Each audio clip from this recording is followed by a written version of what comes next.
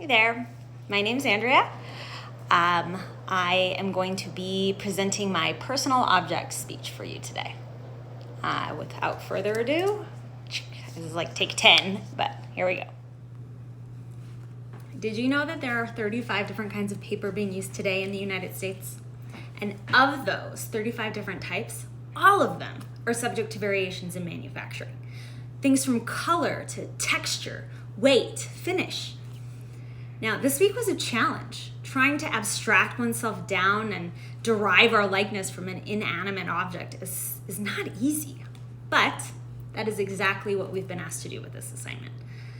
After long and thoughtful deliberation, I have decided that the single object that best encapsulates my essence is paper.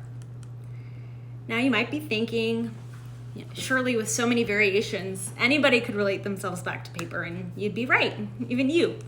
Perhaps you'd fold it or draw a picture that's meaningful. You could look to color and texture to find resemblance of your sunny disposition or your cool composure under pressure. You could literally define your self-concept using writing and language. Or if you're feeling inspired, perhaps you have a secondary language that you'd use. My self-concept feels more like the abstraction of paper, because I don't really know what God has planned for me, but it feels like He broke me down and He picked up the pieces and pressed them together to make something completely new. And I get a sense that He did it purposefully, and He'll use me someday in the future for a bigger purpose. I guess I'm trying to say that I'm like paper because throughout this particular season of my life, I feel like I've been newly made, but also like I'm sitting loose leaf in a room somewhere and the possibilities are just endless. Like I said, God's been busy. He broke me down, and this part of my life is ugly and uncomfortable.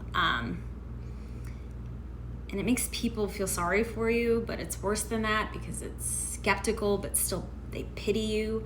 I don't particularly love talking about it, but I will keep it brief because it is important for context. So basically, I left my husband of 13 years. I took my children, the $50 I had stashed away, and what little possessions we could fit in the back of my car, and I left. At the time, it was a literal and metaphorical cutting down of that budding family tree, and it was really painful and scary, but it was necessary because the marriage didn't have roots in anything substantial. It didn't have roots in God, and there was rot from unchecked mental health issues that perpetuated themselves into substance abuse, and eventually just ate away at us. And the weight of it all was unsustainable, and so God gave me the courage to fell that tree. And it was chaos, and it felt like there was nothing stable left. But from the tiny pieces, God did start to press my life back together. I would consider it pretty common knowledge that paper is made from trees, and I've never really thought about the process until this assignment. So I'm going to give you a quick snapshot to help land my message. For starters, the process is arduous. After a tree is cut down, it has to be put through a process called pulping first. It's pulled up by its roots, or maybe more accurately, chopped off at the knees, and then it will undergo debarking, where the outer layers are removed, and it's like a metaphorical shedding of skin. And I can definitely relate. By leaving, I essentially stripped away everything that I had built to that point. And I was like the naked beam, vulnerable, exposed, and held by God.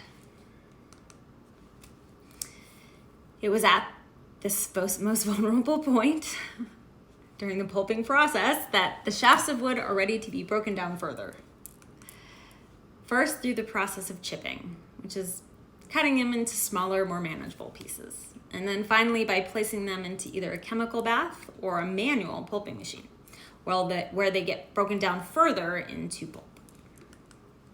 The pulping process is essential here because it's the tangible representation of incremental change. We break off the branches and thorns and we cut through the tough exterior. We strip the tree down to a naked frame. All of this is in preparation for what remains to be cut further into purposeful pieces, which must ruminate in a chemical bath, further dissolving any lingering characteristics of what once was. And so that is pulping, the first step in a lengthy process that turns a tree into a piece of paper.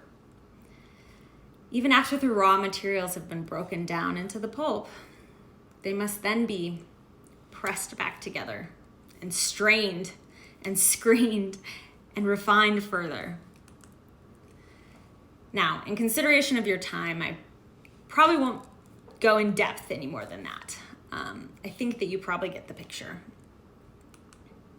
I'm like paper because I gave my life over to God and He chose to break me down. And He turned my entire life into pulp, but He did it with purpose. This is only the first step in a lengthy process that a tree has to go through to be made into paper.